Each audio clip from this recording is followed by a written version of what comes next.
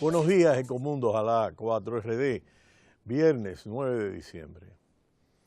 La Agencia Europea de Estadísticas Eurostat publicó en esta semana los resultados del crecimiento tanto del bloque comunitario de la Unión Europea como de la zona euro, en la que se presentan cuáles son las tendencias de crecimiento de la economía en esta zona tan importante del desarrollo de la economía del planeta.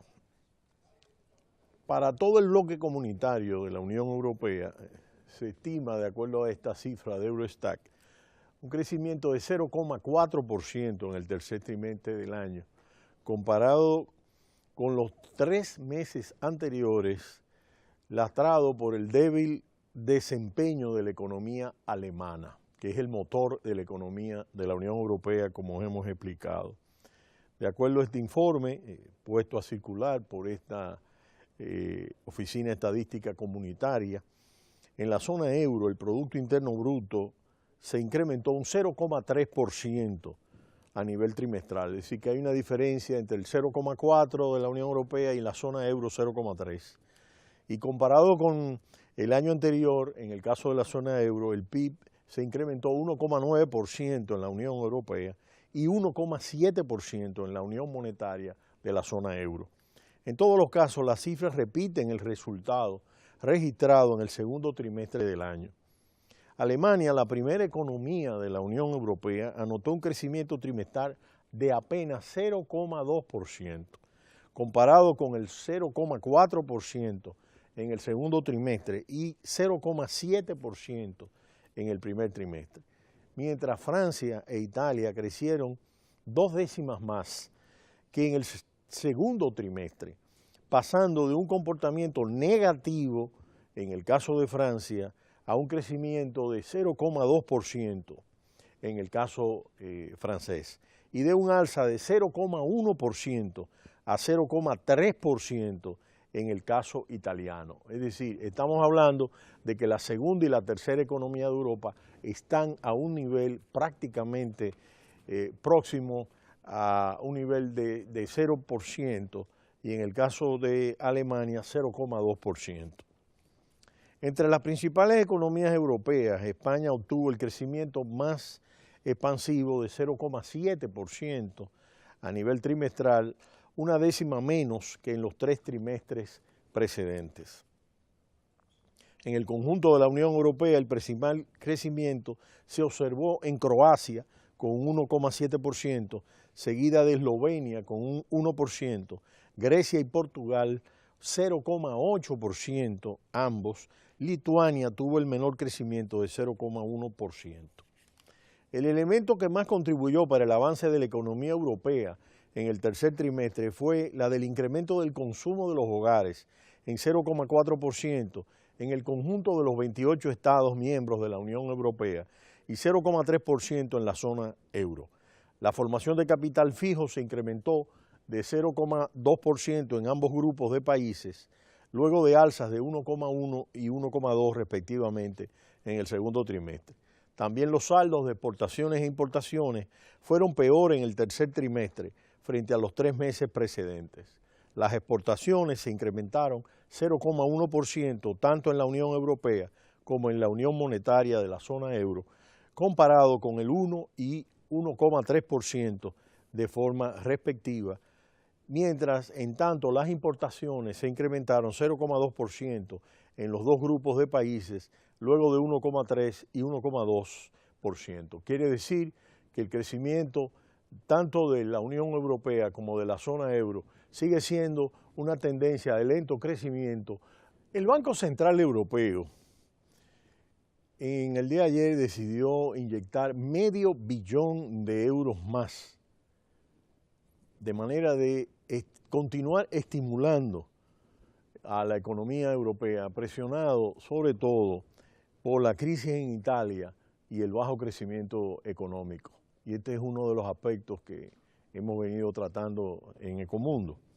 Mientras tanto, la agencia de calificación Fitch cambió a negativo el panorama bancario de Italia. Expertos dicen que el monte de Ipachi, que es el el banco más importante en el caso de Italia, podría estatizarse, y es que los nuevos datos económicos de la eurozona fortalecen las apuestas que apuntan a que el Banco Central Europeo prolongará, como lo hizo en el día de ayer, la compra de bonos por este monto de $500 millones y que se extenderá más allá de marzo del 2017. Durante todo el 2016, según las estimaciones de Bloomberg, la economía europea se expandirá 1,6% en el conjunto del bloque comunitario de la Unión Europea, menos que el 2% del año anterior, 2015. Es decir, que más bien se sitúa a la baja. Y en el 2017 apenas un 1,3%, apenas inevitable la estimulación cuantitativa. Es decir, que lo que estamos viendo es que, a diferencia del 2016, en el 2015 fue 2% y que en el 2017 lo que se estima es 1,3%, es decir, que estamos hablando de una disminución importante. Sin embargo, la principal preocupación que puede afectar la decisión del organismo regulador de la Unión Europea es la incertidumbre política en Italia, luego del referéndum que culminó con la renuncia del primer ministro Matteo Renzi.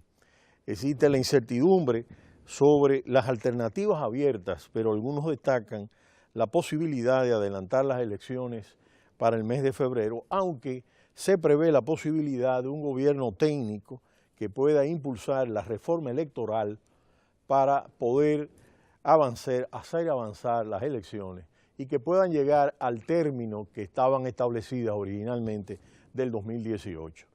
En el caso de que se afirme la posibilidad de elecciones en febrero y que se anticipen, esto podría dar pie al crecimiento de las opciones populistas que se han estado anidando alrededor del movimiento 5 estrellas que liderea Beppe Grillo. Y esto podría generar un entorno político ya de por sí convulso tras el referéndum. Dentro de este contexto, la agencia clasificadora Fitch, que sitúa en negativo la perspectiva del sector financiero del país, o sea, de Italia para el 2017, lo que indiscutiblemente puede generar es una situación, y es lo que expresa, de la situación crítica por la que atraviesa la banca italiana dentro del contexto europeo. Y el Monte dei Paschi, como hemos analizado, es el banco más débil de toda la zona euro, que busca una recapitulación de al menos de 5.000 millones de euros este mes para evitar la bancarrota. Es decir, que necesita recapitalizarse, y si esta entidad fracasase, desencadenaría una crisis bancaria en el país que acumula 360.000 millones de euros en préstamos dudosos, como hemos explicado en esta semana en Ecomundo.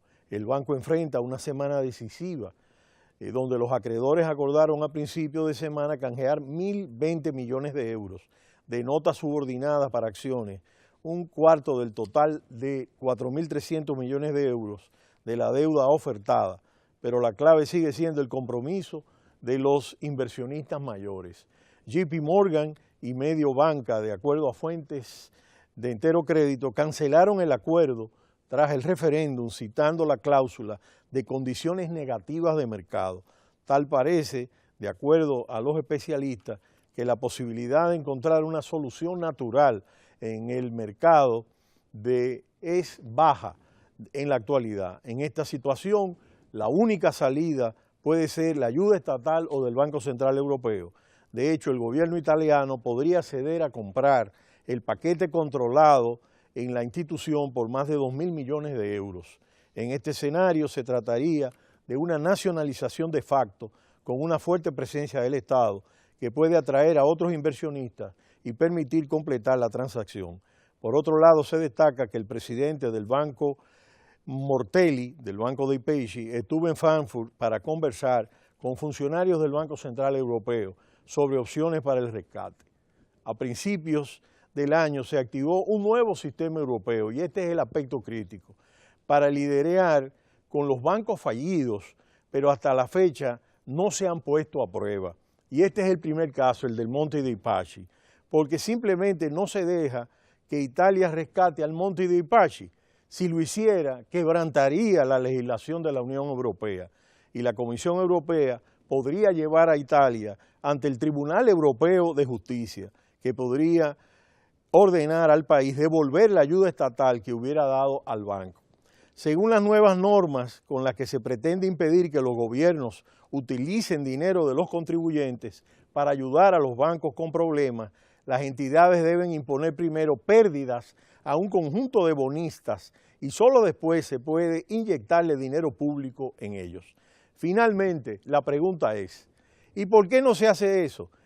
En Italia, una gran parte de la deuda junior que se cancelaría está en manos de particulares italianos y el Monte dei Paschi vendió cerca de 2.100 millones de euros en deuda junior a sus clientes como producto de ahorro. Y dejarle sin nada es políticamente inaceptable. Las normas de la Unión Europea establecen que el 8% del pasivo debe cancelarse antes de poder inyectarle dinero de los contribuyentes en un banco, lo cual son muchos ahorros perdidos. Y este es el punto que hoy día está en cuestionamiento. ¿Cuál podría ser la solución en la que se está debatiendo y cuál podría ser la solución que se plantea en torno a qué salida buscar en esta situación de insolvencia en que se encuentra el banco por el elevado monto de préstamos dudosos? Pero será hasta el lunes cuando continuaremos analizando todos estos detalles que se están presentando en el caso de Europa con su crecimiento y el caso italiano, que es un nuevo caso que se agrega a la incertidumbre que se mantiene dentro del contexto de crecimiento de la Unión Europea. Pero será hasta el lunes cuando volveremos en Ecomundo Ojalá 4RD. No le cambie, Cita Cultural.